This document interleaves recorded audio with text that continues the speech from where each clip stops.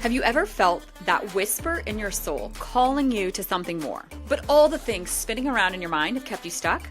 Well, what if I told you that choosing excellence could be both easier and more adventurous than you could ever imagine?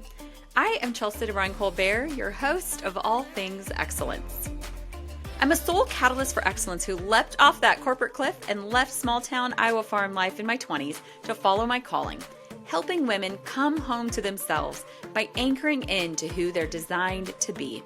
I create sacred containers where women rediscover their truth, design their dream life, and transform those whispers into action. Now you can find me running my business from the soccer sidelines as a coach's wife, hiking my favorite Arizona mountain, or back in Iowa with my family, or on an adventure chasing my next sunrise, hot cup of coffee and journal in hand.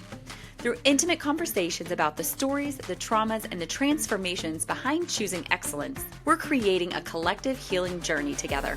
I believe in diving deep into personality designs, experimenting boldly, and learning life's greatest lessons through our beautiful chaos. Every week, my guests and I are going to rip down the curtains so you can see behind the scenes of real transformation as we explore what excellence actually looks like. Not just the highlight reel, but that messy middle where the magic happens. Whether you're seeking inspiration to take that leap or already on your journey and craving connection, this is your invitation to join us. So grab your coffee, settle in, and get ready to discover just how close you are to the life your soul is calling you to create. This is All Things Excellence. Hello, All Things Excellence fam. Today, we are going to talk about a quarterly check-in, which actually blows my mind that we're this far into the year already. I feel like January was the longest month in the history of time and had, 80 days. And then February, I actually don't even know what happened in February. And March, because we are on spring break here with our school for the last 2 weeks, I feel like it has absolutely flown by. So we're going to talk about a quarterly check-in today because it is time, guys. It is time to go back, to revisit those goals that you kicked the year off with and see where you're at. Some of them, and you guys, I want you to go after this quarterly review we're going to talk about today with so much grace for yourself. And I'm going to really talk to you guys today about what my goals were at the beginning of the year, where I'm at with that, what I've been doing really well on, what I have absolutely face planted on, and just some huge pivots that I know I have to make after talking to my own coaches. So, first of all, this is our 21st episode. I can't even believe it. It's our 2-month anniversary. Y'all, this started as something that was a constant suggestion to me. I've been training people. I like to say I've been training women for the last 15 years as a career, but to be honest, I was the girl who was 10 years old in 4-H making presentations and teaching way back then, growing up with a mom who was full-time in direct sales, lots of personal growth going on in our house. I was always learning and growing, creating vision boards, filling out planners, planning my week, all of those things. And I was always making sure that I was transferring those skills to my friends. My poor friends, they had no choice but to jump on the personal growth bandwagon, even when we were kids. So I know it was a little constant suggestion that people would give me, just knowing who I was and the fact that I was delivering 2 trainings for business owners for women every single week. And then what became a small whisper inside of me last January. And by the end of the year, just this thing that had to be done. And here we are, 2 months in, 21 episodes. And recently, it's just been so fun. I know it won't always and forever be like this, but lately I have gotten to feature some of the most incredible women who are helping me in this season of life step into my next best, greatest, most aligned chapter. And y'all, there's something about getting to bring women that you're obsessed with, that you're on fire with, onto a podcast where you get to share their genius with everybody that you love and everybody that you don't even know that you love because they are your listener, but you don't even know them yet. And then it's like helping y'all get in touch with these brilliant people to help you move forward in life, because I love nothing more than progress. And then helping the people that I'm a raving fan of and that I'm obsessed with, helping them get connected with y'all and also growing their business. It has been the greatest joy of my life. This is something people get kind of weird when I say this, but I always, like, my little girl dream was to be like this little white Oprah. And let me explain, because when I personally think about Oprah, I don't think about everybody gets a car or a lot of the things that she does. That is not what I think about. When I think about Oprah, I think about her Super Soul Sunday episodes. And on those, I was obsessed with them. I was always fascinated because she would bring in these really cool guests and she would ask them questions that would cause them to speak about this brilliance inside of them that was even greater than even they knew. And I became obsessed. I mean, I wouldn't say I loved, I became obsessed with how well she extracted that from her guests, and then which gives them that gift, and then it gives the gift of them and their brilliance to the world. And that was my greatest hope going into this, is that I would be able to take the people that I'm obsessed with and that I love, extract the brilliance beyond what they even knew that they had, and gift it to all of you at the world. And again, a lot of these people are the people who I'm using their services, they're coaching me in different things. You guys, right now, we're in the niche era for coaches, where coaches are niching down so hard that they're doing very specific things. It's like the death of the life coach, really, because it's like you hire a coach, you're like, I have two different marketing coaches, but they're different. And I would say honestly that I probably have three, because I do have I have a friend who she really will take a high level look at how I am as a brand. Then I have a different marketing coach that helps me with my messaging to make sure it's aligned with who I am and my ideal client. And then I have a different marketing coach who is looking at how am I literally marketing myself, getting myself out there, and how am I actually bringing people in and attracting people to me. And what I have to say about all the different coaches, and then I have other coaches beyond that, right, that help me with my personal growth journey, that are helping me just with my sanity. I feel like my friend Kelly, I would even say, my friend Kelly, I go to her wellness center a lot, but she also, part of going to her wellness center, she really is my health coach, not in a like health coach lose weight way, but health coach in a helping me know the next best thing to do for my body. Because every day, you guys, this is how I live and work. Everything I do every day, from working out to how I'm eating to what I'm putting around my body and in my body, emotionally and physically, I am always doing this with my 80-year-old body in mind. And I think, would 80-year-old body Chelsea be so happy or so pissed that I did this, ate this, put myself in this environment?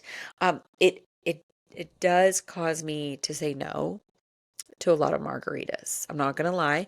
But it's okay. Life goes on.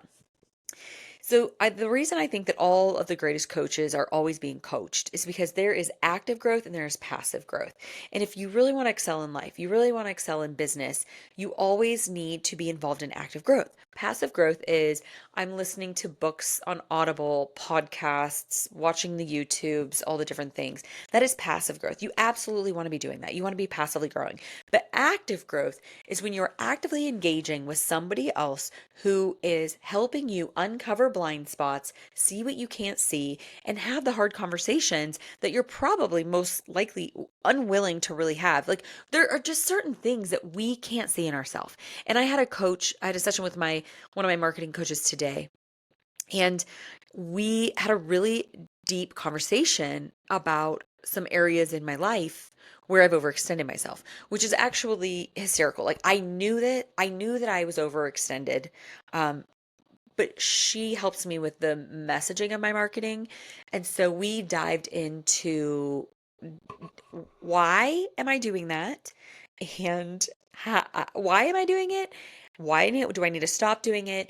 And how is doing this blocking certain things from coming into my business, right? Because when our yeses are planned, our nos are easy. But also when we say yes to the things that we should say no to, everything is energy, right? Like everything is energy. And I don't, whether you believe in universe, God, whatever, regardless of that, God or the universe is only going to bring so much into your life at one time. So if you have overextended yourself with the wrong thing, unfortunately, you're not going to get more of the right thing, right? So when I was in college, today, this conversation with this coach really had me thinking back to when I was in college. So when I was in college, when I started college, it started with one organization. And next thing I knew, I'm in all of the organizations and I hold, everything from president, etc., on a lot of the organizations. I was just very busy, very involved in college, and I loved every single minute of it. The beginning of my senior year, right before the year started, college, guys, college. The president of the college called me in. His name was Dr. Sowers. He called me in. Still to this day, him and his wife, some of my most favorite people, they gave me absolutely incredible experiences. Like they sowed so much brilliance into me, and I'm forever grateful to them. But he called me into his office and he said, "Okay, I'm going to basically like give you a little life lesson here." He said, "I need you to pick two things and I need you to do those two things really, really well." And I was like, "What do you even mean by this?" Like, I was honestly, you guys, I was so confused. I had no clue what he meant. He said, "You are involved in so many activities and so many organizations. And while it is so good and it looks so noble, you can really only do two things well. So I need you to think about what those things are." And in choosing that, I decided, I was president of the Student Government Association, which meant that I got to hold a seat on the board for the college, which was very cool. It was a really great experience. Definitely not giving that one up. And then I was also a big part of my sorority, pledge master, things like that. And so those were the two things that I decided I was going to do really, really well. I was going to do really, really well at being the president of the student body, and I was going to do really, really well showing up for the women in my sorority, my friends. And everything else I did get to be a part of, right? Like I was still, I was still on the business Phi Beta Lambda fraternity. I was still a part of, I don't know, y'all. There were so many organizations. Y'all know this. There's just so many organizations in college, and I was still a part of all of them.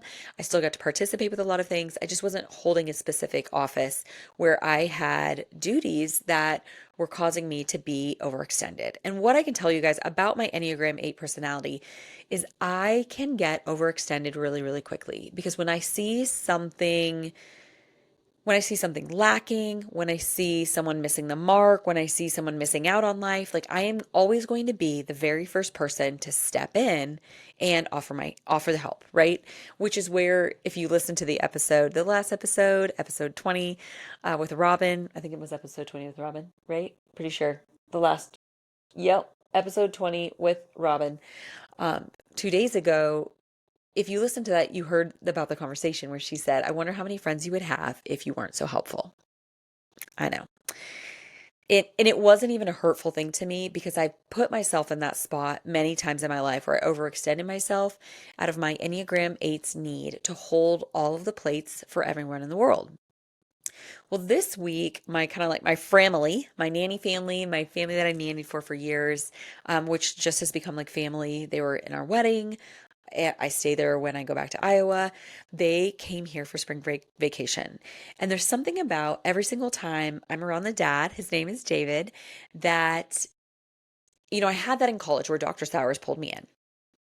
And then it was a few years later, I was being their nanny while I was building my direct sales business. But also, I hadn't really let things go. So I still had my waiting, I was still at the restaurant waiting tables. I still was working at the bridal shop because that's even like the crazy story how I ended up with that job, but it really was like filling a need. And I was still babysitting a ton for other people, but I was also doing this direct sales business. And then on top of that, from 5 to 7 in the morning, a few days a week, I was teaching fitness classes at the YMCA. Are you guys tired yet? Because like even when I tell that story about how I'd wake up at 4 in the morning and I would set up from 4:30 to 5, and then I would teach from 5 to 7, and all of the different things that I would do all throughout the day, and the different days that I would do the different things. And I think I was still going back to school at this point and adding another degree because I didn't know what I was doing. And at that point, I became very overextended. And I remember the day that he came home and I'm just sobbing because I don't know what to do anymore. And I just feel like I can't be their nanny, and I feel like I need to pour that time into growing my business. And Lizzie was getting ready to go to school in the fall, but I hated it. It was absolutely gutting me that I could not do it all for them. But it was in that moment where he said, I've come to realize the only thing that's final in life is death. And you're always going to be our yaya. You're always going to be their nanny. Go do this, go chase this dream. If you want to come back, we're always going to be here. And it's so beautiful because here we are. That was probably 14 years ago that he said that. Uh, 13, 14, something like that years ago. And he said that. And isn't it so true, right? Here I am. I got to spend that time with them this week. But that conversation really was around the fact that I was, again, trying to do too many things well, and that I needed to pull back. I needed to observe and go, what is the best thing for me to do in this season? Where can I serve my very best in this season? And it's been a really fun week because every day this week I've checked out at about 2 o'clock in the afternoon until 9 p.m. at night. And I've just went over, they had an Airbnb with a pool right around the corner from us, and just went over there and completely checked away from my phone, didn't check my email, didn't check my phone, came home at night, went to sleep, woke up in the morning, responded to what I could, got the work done that was most important, and went back over there and spent that time with them. And it's been so refreshing, and it's been so good and centering for me to realize what are the activities that I wish I had more time to get done, and what are the activities that I'm dreading because they really need to get done. But I honestly, they aren't bringing me joy anymore. So I have some questions for y'all. This is what I do for a quarterly check-in. Every time, I've done this for years. I've pretty much done this since, I would say, back in 2017, where I was in an elite women's mastermind, and I was in Dr. John Townsend's leadership growth group. And I was in both of them at once because I'm an all-in kind of girl like that. And I was even seeing a therapist, an additional therapist every now and then for some specific stuff that I wanted to go through and talk about. And so in that season is when I developed these questions that we're about to go through. So quarterly check-in. The very first thing I do is I go back to my areas of growth sheet. If you're on the video, you can see this. If you're not, imagine it. The areas of growth sheet is an exercise I do with all of my Clarity Catalyst clients. Clarity Catalyst clients for me, you guys. So my Clarity Catalyst, I think we've thrown around the words coach. I have people that call me their life coach. I have people that call me their transformation coach, their catalyst coach, their clarity coach, whatever. And really at the end of the day, this is what I can tell you. My genius has always been my party trick, right? We talk about what's your party trick? My party trick has always been that if people feel out of sorts, overwhelmed, what the hell is going on in their life, that they can bring their giant chunk of chaotic mess to my feet, throw it up all over me, and I can be there with them, hold space for them, and guide them through this transformational season. And it could be so simple as they need to rearrange their schedule, but it could also be so simple as do I need to quit school, go to school, break up with this guy, stay with this guy? What am I doing? Do I need to move across the country? What are these things that I need to do? And this has always been my sweet spot. It has always been my party trick. And so as a clarity catalyst, I do that a lot with this sheet, with these areas of growth. This is one of the core places that we start. And it's because these 8 areas, the first one is Selah. What is that heaven on earth for you? What makes you love your life? For me, it is never, ever working on Sunday.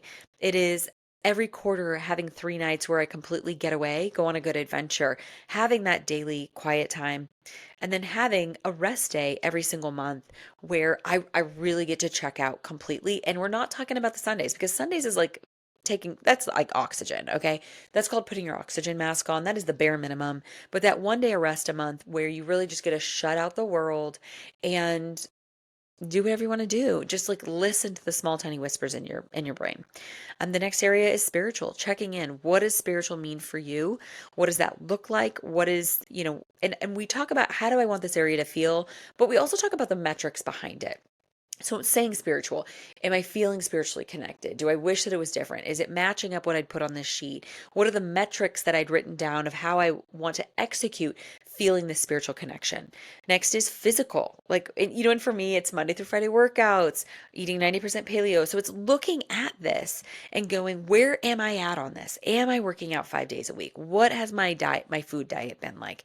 Just reassessing all of those, because how I want to feel for that is superhuman, right? That's always the goal for me, is I want to feel superhuman. And so then physically, what are all of the things that I'm doing to support that? What did I decide at the beginning of the year? And here, I think a lot of times with these, especially in the area of physical, sometimes we have to look back at this and we have to reassess, get a little grounded in reality as to like, okay, is this actually working? And this is one of the things that I do with my 90-day clarity catalyst clients, is we really sit down and go, I love working. I love working with them for 90 days, because we get to really dive in deep. We get to create this structure, create this form, but then go along this bi-weekly meetup where we see, is this actually working? Because so oftentimes we write down goals in theory. We have our hopes, we have our dreams, we have our feels, and we want all of it. We write it all down in theory. And then when we start executing it, we go either it is great, or, oh my gosh, I need to get grounded in reality because this is not working, right? And a lot of times we find that in the area of physical. Next one is emotional. Emotional. What is that like? How do you want yourself to feel emotionally? What is that looking like executing that? Family. Currently, this has been a slightly frustrating quarter, honestly, because it is so hard to plan a vacation for our family. My two brothers, they work harder than anybody you've ever met in your whole entire life. Like, nobody outworks those two. Absolutely nobody. But that was my parents' thing. They never wanted to raise, it was very important to them that they did not raise lazy children. So I just want y'all to know that. Like, that was their mantra. Like, we just never want our children to be called lazy. I think it's safe to say none of us are ever called lazy. So they are 3 for 3 on that one. But it also, with 3 children who are as far from lazy as you could possibly be, it is really hard to plan that vacay. So when I look at family and I look at the fact of we're supposed to schedule an us vacay, a parent vacay, and then a vacay with each of my brothers, and I've been trying my darndest, and the time of this itty bitty little time of year when we can squeeze it in, it's really not working. So that needs to be a goal over the next 10 days as I'm looking to close out this month, this quarter, I need to look back at that. I need to touch base with them and go, okay, enough is enough. Are we doing this or not? Let's get grounded in reality. If it's not going to happen in quarter 2 when it's supposed to happen, are we going to try to make it happen this year? What are we going to do? Or is this something that I need to release for this year? Because it does kind of hover and linger over me. So again, getting grounded in reality of this was the hope at the beginning of the year. Is this actually achievable with everything that's going on now that the year has started rolling out? The next area, career calling. Okay, this is a big one where we have to get so grounded in reality. I love, one of my favorite things to do with my Clarity Catalyst clients is to get really grounded in reality as to these were our hopes. These were our ambitions. Where are we at with this? Are we on track? Do we need to play catch up, or do we need to pivot because how we thought this was going to work out is not actually how it is working out? The next area is friends. And I got a lot to say about this area. I've got some really good questions coming up for this area, for this friend area. So just pocket that one. And then the last one is financial, right? Are you on target to make what you wanted to make this year? What is that looking like? Do you need to save more, invest more, pivot some areas if you're a business owner to make that financial area increase?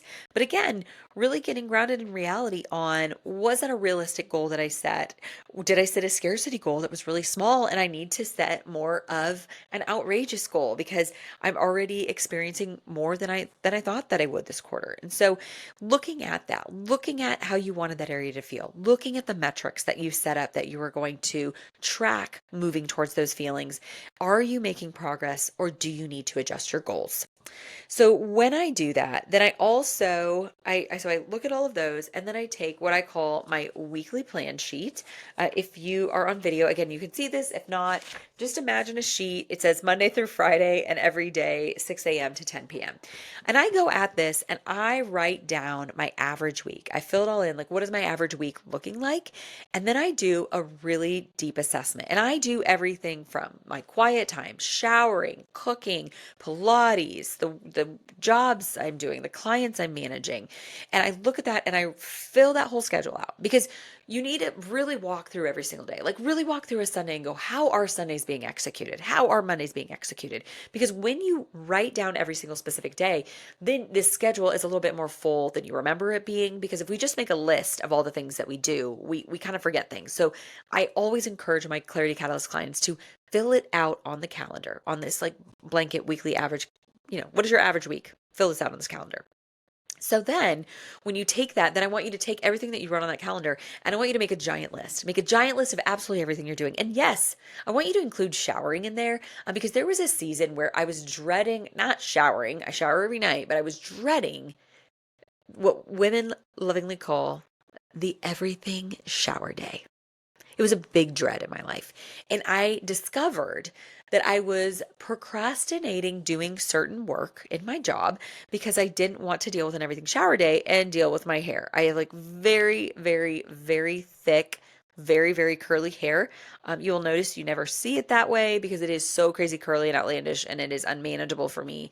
And so there was a season of my life where I went to Dry Bar every single week and had my hair washed and dried, and I would sit there and I would work while I would do it. I would go every single Monday morning, and it was so wonderful in that season. But that was something that I found. So that's when I say, like, you've got to write it all down. Maybe it's the grocery shopping. You're physically going in the grocery store and you need to choose Instacart in this season.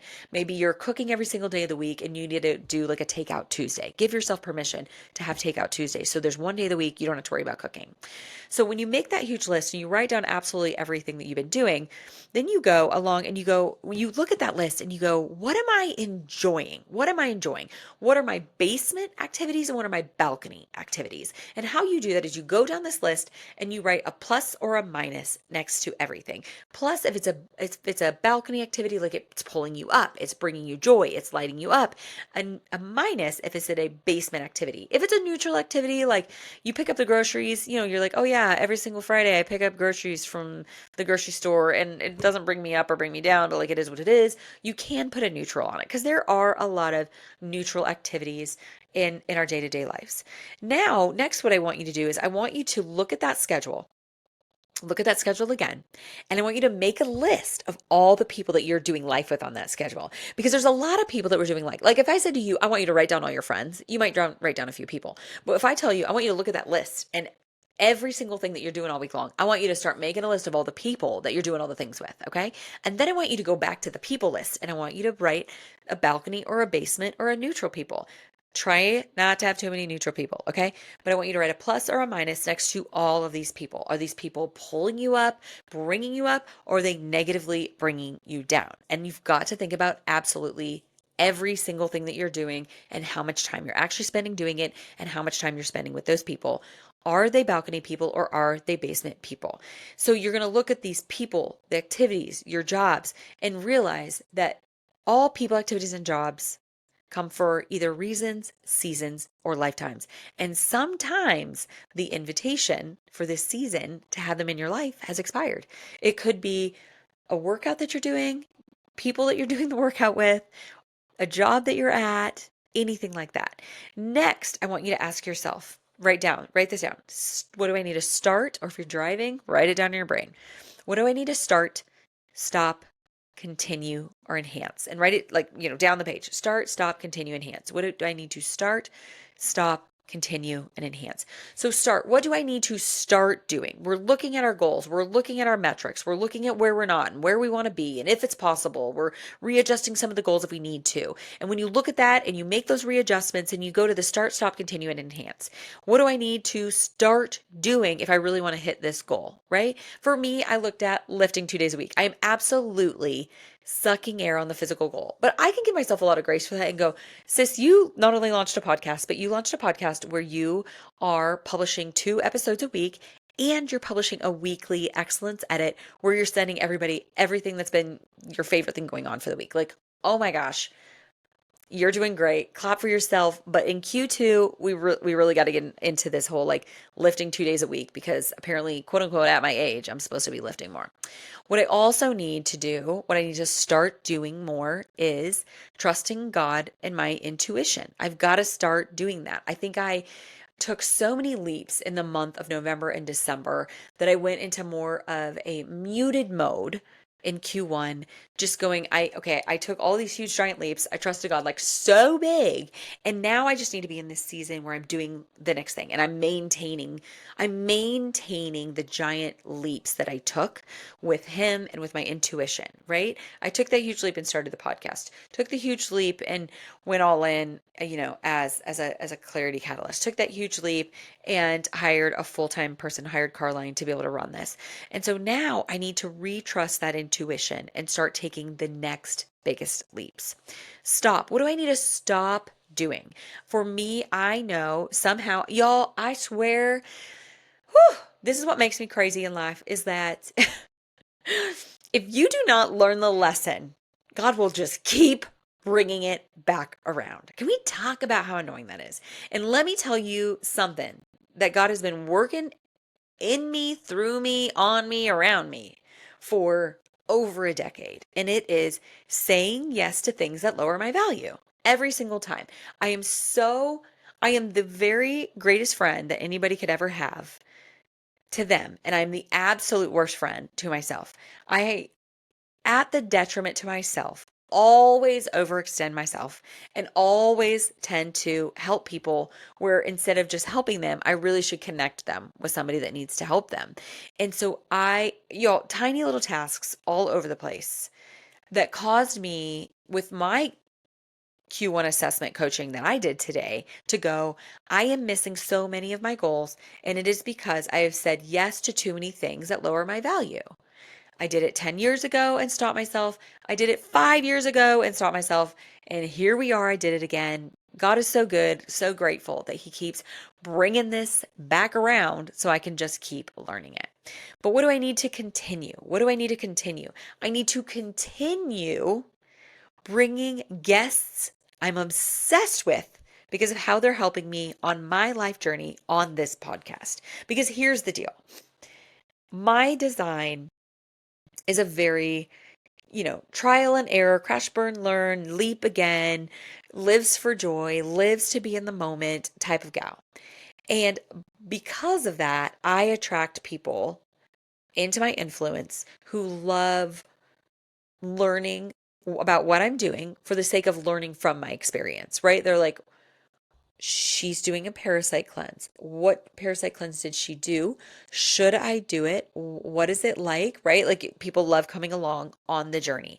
So what I need to continue doing is bringing people along on the journey through my Instagram stories and through the guests that I have on this podcast that I'm obsessed with.